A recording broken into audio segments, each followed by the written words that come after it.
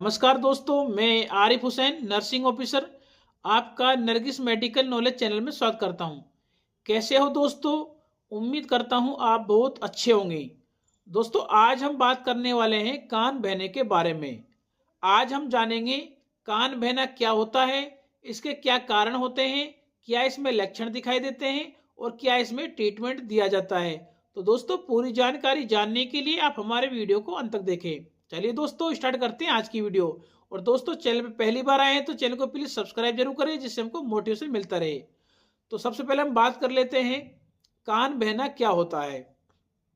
तो दोस्तों, कान बहने का मतलब है कान से एक तरल पदार्थ का रिसाव होना। इसे चिकित्सीय भाषा में ओटोरिया कहा जाता है। अधिकांश मामलों में वैक्स होती है। इसका काम यह सुनिश्चित करना है कि धूल, बैक्टीरिया, अन्य पदार्थ कान में न जाए।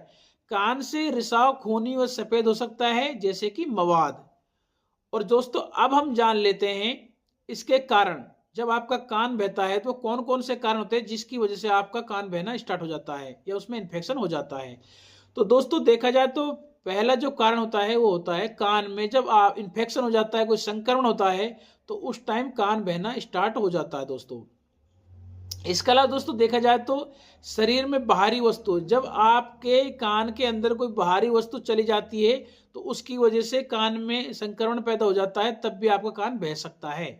इसके अलावा दोस्तों, देखा जाए तो बाहरी कान का संक्रमण, आपके जो कान के बाहरी तरफ कोई संक्रमण इन्फेक्शन हो जाता है, तब भी आपका कान बह सकता है। और मध्य कान का संक्रमण, यानी दोस्तों जो आपके बीच के मध्य यानी बीच की जो कान होता है, वहां पर कोई संक्रमण इन्फेक्शन हो जाता है, तब भी आपका कान बह सकता है। इसके अलावा दोस्तों, देखा जाए तो मैस्टोइडिटिस नामक एक बीमारी होती है, उसमें भी कान बहना स्टार्ट हो जाता है। हानिकारक ओटिटिस एक्सटर्ना, इसकी वजह से भी कान बह सकता है। और दोस्तों, जब सिर में कोई चोट लग जाती है, तब भी आपका कान बह सकता है। दोस्तों, कान के पर्दे को कोई नुकसान हो जाता है किसी भी तरह का, किसी भी कारण से, तब भी आपका कान बहना स्टार्ट हो जाता है दोस्तों। इसके अलावा दोस्तों, यदि आपके कोई सिर में कोई फ्रैक्चर हुआ है, उस फ्रैक्चर की वजह से सिर में जो हुआ है उसकी वजह से भी आपका कान बह सकता है। दोस्तों, ये थे इसके कुछ कारण जो हमने आपको बताए कान क्यों बहता है। अब हम जान लेते हैं जब आपका कान बहता है तो उसमें क्या क्या लक्षण दिखाई देते हैं। तो दोस्तों, देखा जाए तो रिसाव होना, खूनी या सफेद हो सकता है, जैसे मवाद। इसके अलावा कान में दर्द बहुत ज्यादा होगा, बुखार आ सकता है दोस्तों आपको कान बहने की वजह से। दोस्तों, कान में बहुत ज्यादा तेज खुजली चल सकती है। दोस्तों, आपको वर्टिगो हो सकता है, यानी चक्कर आ सकते हैं आपको जब आपका कान बहता है।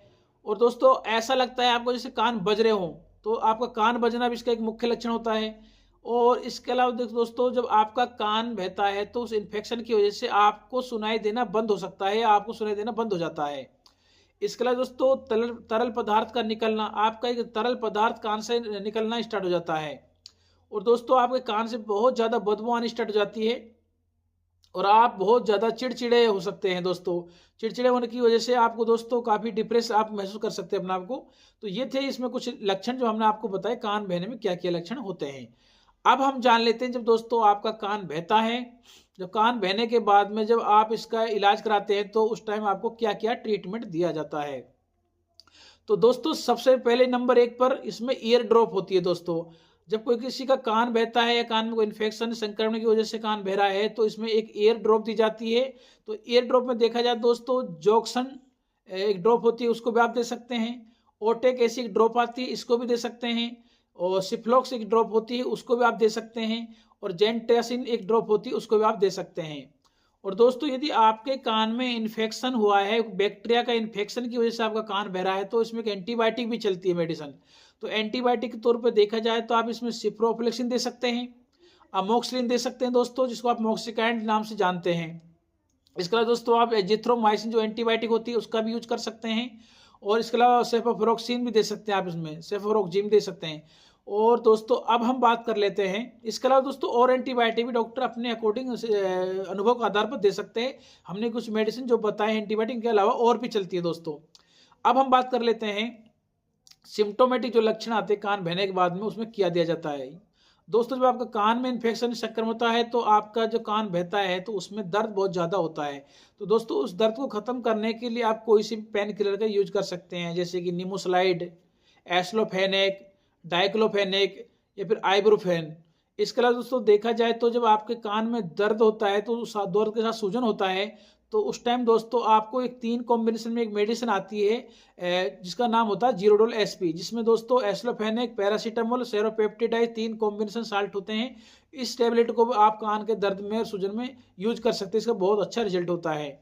और दोस्तों ये थी आज की वीडियो एक छोटी सी जानकारी कान बहने के बारे में। और इसके अलावा दोस्तों अब अगर हम बात कर ले कान बहने में क्या क्या सावधानी बरतनी चाहिए, तो दोस्तों देखा जाए तो आपको एक तो कोई भी नुकीली चीज से कान को कभी भी नहीं कान में डालनी चाहिए। इसके अलावा दोस्तों कान की प्रॉपर सफाई करनी चाहिए दोस्तों।